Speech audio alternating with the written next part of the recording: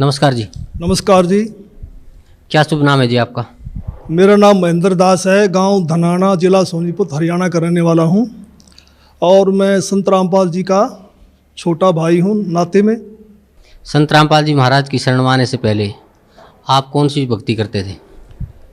वैसे तो भक्ति की रुचि बचपन से ही थी। फिर महाराज जी का बचपन से ही साथ मिलने से हनुमान जी की भक्ति, भगवान शिव के व्रत रखना, शिवलिंग पे जल चढ़ाना, वह भगवान विष्णु जी को विशेष रूप से मानता था, भगवान श्री कृष्ण जी को। जो आम हिंदू लोग करते हैं वही भक्ति हम करते थे। फिर मैं नौकरी लग गया, गुरु जी संत रामपाल जी से मैं दूर हो गया। मैं चंडीगढ़ रहा 8 साल, वहाँ जा करके रुचि भी खत्म हो गई। संत रामपाल जी महाराज की शरण में कैसे आए? फिर मैं 1991 में मैं चंडीगढ़ से रोहतक आ गया और एसपी रोहतक का मैं ड्राइवर लग गया। मेरी पुलिस डिपार्टमेंट में नौकरी थी और महाराज जी पहले सिरसा वगैरह में पोस्टेड थे, जूनियर इंजीनियर की, और गुरुजी फिर रोहतक में पोस्टेड हो गए। गुरुजी, और फिर मिलना जुलना शुरू हो गया। और गुरुजी लंच टाइम में मेरे पास रोजाना आते थे, लगभग 4 महीने लगातार आए और सत्संग की, भक्ति की बातें बताने लगे कि भक्ति करनी चाहिए, भक्ति से दुख दूर होते हैं, सुख मिलता है, मोक्ष मिलता है। लेकिन मेरी रुचि विशेष नहीं थी और मैं महाराज जी को मना भी नहीं कर सकता था कि मेरे पास क्यों आए, क्योंकि बड़े भाई साहब थे। तो मैं अंदर से दुखी बहुत था कि रात को ड्यूटी करते हैं, दिन में ये आगे बैठ जाते हैं। लेकिन एक दिन मैंने कह ही दिया कि भक्ति में कुछ नहीं रखा, काम करो और बच्चों का पालन पोषण करो, इससे बड़ी कोई भक्ति नहीं है। फिर गुरु जी ने धीरे धीरे आना बंद कर दिया। फिर मेरे जीवन में एक ऐसी घटना घटी, 1992 की बात है, कि मैं एक DIG को लेकर के मधुबन गया हुआ था, पुलिस ट्रेनिंग सेंटर के अंदर। रात को वहाँ ठहरे, मैं सुबह सोकर उठा तो मैंने देखा, मैं चारपाई पर लेटा हुआ, मेरी आंखें खुल गई। तो लेटे लेटे मैं क्या देख रहा हूँ कि मेरे पैरों की तरफ उस मकान यानी कमरे में 2 खिड़कियाँ थी।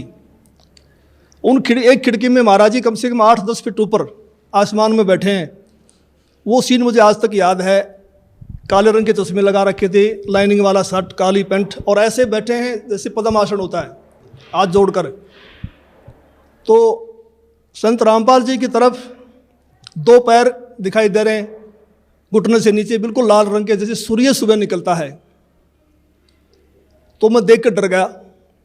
मैंने अपनी घड़ी देखी, उस द्वार पे एक घड़ी लगी हुई थी, उसको देखा भी 7 बज गए हैं। दूसरी खिड़की से देखा तो शहतूत का पेड़ है, चिड़िया बैठी हैं। लेकिन मैं ये सीन क्या देख रहा हूँ, कम से कम 5 मिनट मैंने सीन को देखा। तो मैं डर गया कि मैंने समझा कि भी कहीं गुरुजी मर गए हैं, उनकी आत्मा मुझे मिलने के लिए आ रही है। और उस समय फ़ोन भी नहीं थे, मैं DIG को बोल भी नहीं सकता था कि मेरा भाई मर गए हैं। तो मैं बहुत चिंतित हो गया। हम 1 बजे मधुबन से रोहतक के लिए चले, हम लोग 3 बजे वहाँ पहुँच गए। मैं गाड़ी खड़ी करके सीधा मकान पे गया, गुरुजी के मकान के ऊपर।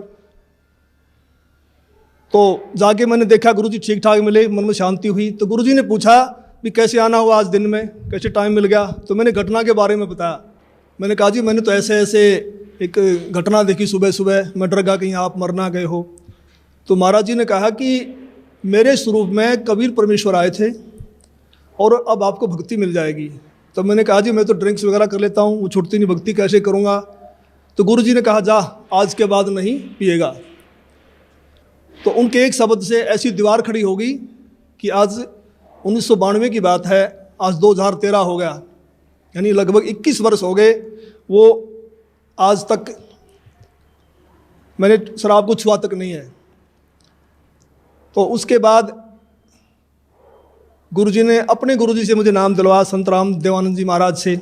उस समय गुरुजी को आज्ञा नहीं थी नाम की।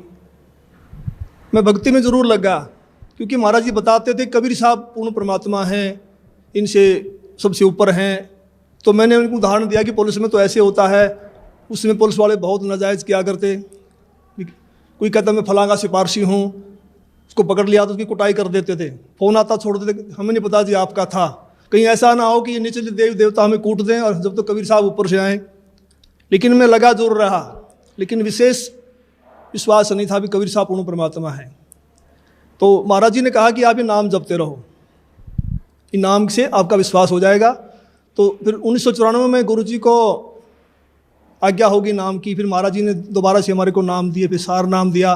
मैं भक्ति में लगा रहा, लेकिन कबीर साहब के बारे में मैं पूछता था कि वेदों में दिखाओ, गीता जी में दिखाओ, तो महाराज जी कहते समय आने तो सब कुछ दिखाऊंगा मैं, अब ये करते रहो।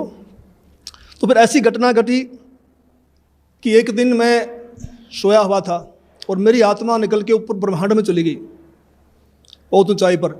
वहाँ विष्णु भगवान खड़े हैं श्री कृष्ण जी के रूप में, उनके सिर पर ऐसे मोर का चंदा है, मोर मुकुट है, और मेरे से कह रहे हैं कि जिस भक्ति पे आप लगे हो ये भक्ति बड़ी कठिन है, ये मार्ग बड़ा कठिन है, अगर इतना आसान होता तो सभी यहाँ से निकल जाते। और एक बात का ख्याल रखना, मेरे भक्तों को मत तोड़ना। जैसे मेरी आत्मा, मेरा सूक्ष्म शरीर मेरे शरीर में आया तो मेरी आँख खोली तो मेरा सारा शरीर पसीने से भीगा हुआ था, और मैं बिल्कुल सर्दी का महीना था, मैंने कपड़े चेंज किए पसीना पोंछकर, और मैं सुबह उठ करके अपनी ड्यूटी पे आया तो महाराज जी से मुलाकात हुई। मैंने महाराज जी को बताया कि ऐसे ऐसे घटना घटी रात को। तो महाराज जी ने कहा कि आपको विश्वास नहीं हो रहा था कबीर साहब के बारे में, और आप कृष्ण जी को ज़्यादा मानते थे, इसीलिए कृष्ण जी के मुख से ही आपसे कहलवा दिया गया है कि ऊपर और शक्ति है और रास्ता है। तो उस दिन के बाद मैंने पीछे मुड़ के नहीं देखा, और फिर मैं सही ढंग से भक्ति करने लगा। सर, संत रामपाल जी महाराज से नाम उपदेश लेने के बाद आपको क्या क्या लाभ हुआ? पहले मैं संसारिक लाभ बताऊंगा आपको, खासकर शरीर के लिए। जब मैंने गुरु जी को गुरु धारण कर लिया और मैं भक्ति करने लगा, लगभग 1999 की बात है, उस समय मेरी आयु 41 वर्ष थी, 41 ईयर, और अब मेरी 55 साल की हो चुकी है, 55 ईयर्स ओल्ड। तो मैं रोहतक में एक रेलवे रोड का नाम है बाज़ार में, वहाँ एक लाला जी के पास बैठा हुआ था। वहाँ एक लड़का मेरे से मिला, वो लाला जी ने, उसका नाम फकीर चंद जी थे, उन्होंने कहा कि MA है और इन्होंने ज्योतिष शास्त्र से भी MA किया हुआ है। तो मैंने उसको भक्ति की बातें समझानी चाहिए, तो उसने कहा जी एक बार अपना हाथ दिखा दो। तो उसने मेरे हाथ देखे दोनों, पहले दाहिना हाथ देखा, कहने लगा आपकी आयु कितनी है? मैंने कहा मैं 41 वर्ष का हो चुका हूँ। तो उसने कहा आपके भाग्य में लिखा है 40 वर्ष से लेकर 45 तक बिल्कुल बेड के ऊपर बीमार अवस्था में लेटना, और आपको फला बीमारी लगेंगी। फिर मैंने कहा मैं तो 41 का हो चुका हूँ, मुझे तो कुछ भी नहीं है। कहने लगा 1 साल का धोखा भी हो सकता, आपको ज़रूर होगा। तो मैं कुछ चिंतित तो हुआ, लेकिन फिर उसने मेरा बायां हाथ देखा और कहने लगा आपकी पत्नी जिंदा है? मैंने कहा वो तो जिंदा है। कहता हो ही नहीं सकता। मैंने कहा मैं सुबह घर से आया था जब तू जिंदा थी, अब मर गई हो तो मैं कुछ कह नहीं सकता। लेकिन वो तो उसने कहा भी ये कैसे असंभव हो रहा है? तो मैंने उनसे कहा भी हम पूर्ण सतगुरु की शरण में हैं, सच्चे मंत्र का जाप करते हैं। हमारे सतगुरु कहते हैं कि भी तिल घटना मासा बढ़े वेदना लिखे जो लेख, सच्चा सतगुरु मिटा के ऊपर मार दे मेघ। हमारे सतगुरु ऐसे कर देते हैं। तो फिर मैंने 6 महीने के बाद फिर मुझे एक ऐसा ही और ज्योतिषी मिला। मैं जैसे पुलिस लाइन में गाड़ी का वायरलेस सेट ठीक करवाने के लिए गया, उस वर्कशॉप में एक इंस्पेक्टर थे इंचार्ज, वो अपनी टेबल पर ज्योतिष शास्त्र की किताब खोल के बैठे हुए थे। मैंने उनसे वही प्रश्न किया भी इसमें क्या रखा, भक्ति करो ना सच्चे नाम की। डिस्कस हुई हमारी। उसने कहा भगत जी ऐसी बात नहीं है, ये पूर्व जन्म के लेख होते हैं, भक्ति अलग चीज़ है, ये भी सत्य होते हैं। तो उसने मेरे फिर हाथ देख लिए, मेरे जो बातें उसने बताई थी वही बातें उसी ने दोहराई।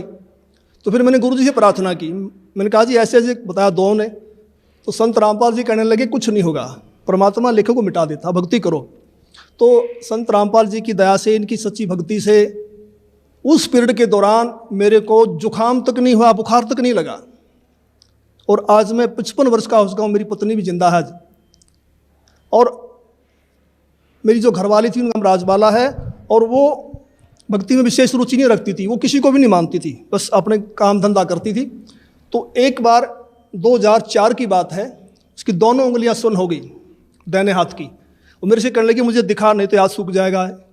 को पड़ोस के कह रहे थे एक हाथ सूख गया, ऐसे ही बीमारी लग गई थी। तो मैं रोहतक में रेडियो स्टेशन के पास गुप्ता जी हैं डॉक्टर हड्डियों के, उनके पास उनको लेके गया। उन्होंने बताया कि उसकी ये गर्दन के पास नसें होती हैं, नस दब गई है। तो उन्होंने एक्सरे लिया, दवाई दे दी, 2 महीने इलाज चलता रहा, कोई फ़र्क नहीं पड़ा। तो मैंने अंदर गुरु जी से प्रार्थना की, संत रामपाल जी से भक्ति करते समय कि गुरु जी अगर ये हाथ सूख गया तो बुढ़ापे में हम तो रोटी बगैर भी रह जाएंगे, परेशान होगी, तो दया करो। तो जैसे मेरा ध्यान लगा हुआ था, सुमन करते करते वैसे आंख बंद हो गई, तो मुझे गुरु जी खड़े दिखाई दिए और कहा कुछ नहीं होगा बेटा, ठीक हो जाएगी। तो मैं कुछ दिन के बाद ड्यूटी से छुट्टी लेकर घर गया। मैंने उससे पूछा भी आपकी उंगलियां ठीक होगी? उसने कहा वो तो ठीक होगी। मैंने कहा ये गुरुजी ने की है, मैंने प्रार्थना की थी। कह लगे नहीं मैं तो दवाई से ठीक हुई हूँ। तो मुझे बड़ी निराशा हुई। तो कुछ यानी 2005 में उसके दाहिने पैर में बहुत ज़ोर का दर्द शुरू हो गया। मैं उसी डॉक्टर के पास फिर लेके गया, गुप्ता जी के पास। गुप्ता जी ने फिर एक्सरे किया, फिर कहा भी रीढ़ की हड्डी की नस दब गई है, इसलिए उससे पेन है। उसने दवाइयाँ दे दी 1 सप्ताह की। मैं दवाई दिलवा करके बरवाला में सत्संग चल रहा था गुरुजी का, उसमें आ गया। तो उसने फ़ोन करवाया चौथे दिन, कह लगी मुझे कोई आराम नहीं है और मैं तो मर रही हूँ, तो तू सत्संग में धक्के खाता फिर रहा है, क्या रखा है सत्संग में, आ करके मुझे दवाई दिलवा। तो मैं गुप्ता जी के पास गया, वहाँ उसका रिकॉर्ड लेकर के। गुप्ता जी ने कहा भी अब तो इसका ऑपरेशन होगा और कोई इलाज नहीं है। तो ऊपर से इलेक्शन थे हरियाणा में 2005 फरवरी में। तो मैंने कहा जी 1 सप्ताह इलेक्शन का, हमें छुट्टी नहीं मिलेगी, आप ऐसा कर दो, ऐसे इंजेक्शन लिख दो, कितने ही महंगे हैं, जो 10 दिन निकाल दें, फिर मैं ऑपरेशन करा लूँगा। तो उन्होंने इंजेक्शन लिख दिया। मैं दवाई लेकर के पुलिस लाइन में जाके अपने बॉक्स में रख दिए। सुबह ड्यूटी करके फिर जाऊँगा घर। तो मैं रात को 2 बजे उठा, तो मुझे बड़ी वही चिंता हो गई भी क्या होगा, तो बड़ी रो रही है, बड़ी तकलीफ है उसको। तो मैं भक्ति करके सुबह का नित्य नियम करके अपने सुमन करके मैं दोबारा सो गया। और सोते समय मैंने प्रार्थना की कि हे परमेश्वर, हे गुरुदेव, ठीक तो आप ही करते हो, अब की बार ठीक भी करो और ये एहसास करवाओ कि आपने ही किया है, करने वाले तो आप ही हो। तो मैं ड्यूटी करके शाम को 5 बजे घर गया। तो वो अपने काम धंधे में लगी हुई थी। मैंने उससे पूछा भी मैं तो 1000 रुपये की इंजेक्शन ले यार, तू ठीक है तो फ़ोन कर देती, इन दवाइयों को मैं वापस कर देता। तो उसने कहा मैं तो ठीक होगी। मैं कैसे हुई? कहने लगी मैं सारी रात रोती रही, 3 बज गए, मैं दीवार के ऐसे कमर लगा के रो रही थी। तो मुझे गुरुजी दिखाई दिए, मेरी आंख बंद हुई कुछ सेकंड के लिए। तो गुरुजी ने ऐसे हाथ किया, ठीक हो जाएगी बेटी, कोई बात नहीं। कहता उसी समय मेरा रोग बिल्कुल ख़त्म हो गया। तो फिर मैंने कहा आप तो भक्ति करेगी ना? कहने लगी हाँ अब करूँगी। तो आज तक उसको दर्द दोबारा नहीं हुआ है। और अनेक गुरुजी ने हमें सुख दिए। सबसे बड़ा तो मानसिक सुख होता है, मानसिक शांति, वो हमारे को संपूर्ण रूप से मिली हुई है। एक दिन संत रामपाल जी करनाल के अंदर एक भगत के घर गए हुए थे। हाँ, सतगुरु जी ने 3.5 घंटे के लगभग सत्संग किया।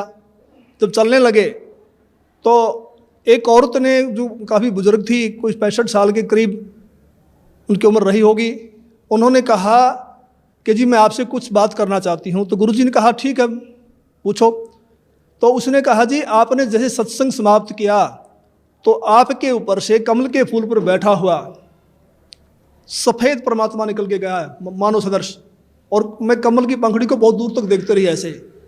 तो संत रामपाल जी ने कहा फिर आपकी क्या सलाह है नाम लेने की? तो उसने कहा मैंने तो गुरु बनाया हुआ राधा स्वामी व्यास से, और मैं तो मंदिरों में भी जाती हूँ, देवताओं की पूजा भी करती हूँ। तो महाराज जी ने कहा देखो उनके फूटे भाग, ये सच्चाई को देखकर भी नहीं मान रही हैं। तो फिर हम चल पड़े। उस समय गुरु जी के पास सुमो गाड़ी होती थी, हम दिल्ली साइड में जा रहे थे। मैंने महाराज जी से प्रश्न किया कि महाराज जी परमात्मा का भी अजीब खेल है, जो ढूंढ रहे हैं उनको दर्शन नहीं दे रहे, और जिनको दर्शन दे दिए, जो इनको प्रकट होके बता गए, वे इसको मान नहीं रहे कि परमात्मा की क्या लीला है। तो महाराज जी ने कहा ये बुद्धि से परे का विषय है और इसको आप नहीं समझ पाएंगे। फिर मैंने कहा जी बताओ, दया करो। तो संत रामपाल जी ने बताया कि ये औरत 600 वर्ष पहले जब कबीर परमेश्वर आए थे उनकी शिष्या थी। इन्होंने लगभग 5-6 महीने भक्ति की, फिर इन्होंने नाम छोड़ दिए। उसी प्रथम मंत्र के प्रभाव से इसको मानवश्री मिलते आ रहे हैं, भक्ति में रुचि है। अब ये समझ रही है कि जो मेरे को छोटा मोटा लाभ मिल रहा है ये देव देवता या मेरा पुराना गुरु दे रहा है, जो उन्होंने बनाया हुआ है, उस डर के मारे नहीं छोड़ना पा रही। तो मैंने फिर प्रश्न किया कि महाराज जी मैंने तो ये पूछा है कि इनको दर्शन क्यों दिए? तो गुरु जी ने कहा, संत रामपाल जी बोले कि परमात्मा किसी की उधार नहीं रखता, ये कल को मरेगी, नरक में जाएगी, वहाँ उसको बड़ा कष्ट होगा। जब आत्मा रोती है तो परमात्मा को आना पड़ता है, मन के नहीं सुनता परमात्मा। तो फिर ये आत्मा वहाँ सवाल करती है कि जी आपकी भक्ति का हमें ज्ञान नहीं था, हमने भक्ति तो बहुत की। तो वहाँ परमात्मा ये सीनरी दिखाएंगे ये सारी फिल्म दिखाएंगे कि 3-3.5 घंटे मैंने सत्संग सुनाया, आप क्या भक्ति कर रहे हो, इसका क्या लाभ है, मेरी भक्ति क्या है, और जाते समय दर्शन दे दिए। तो परमात्मा ने अपने सिर से भार उतार दिया, पर ये आत्मा बोल नहीं पाएगी, चुप हो जाएगी। तो मेरा भगत समाज से यही बार बार निवेदन है कि ऐसा मौका बार बार नहीं आता, तो संत रामपाल जी की शरण में आकर के अपना आत्म कल्याण करवाएं। सत साहिब। धन्यवाद आपको बहुत।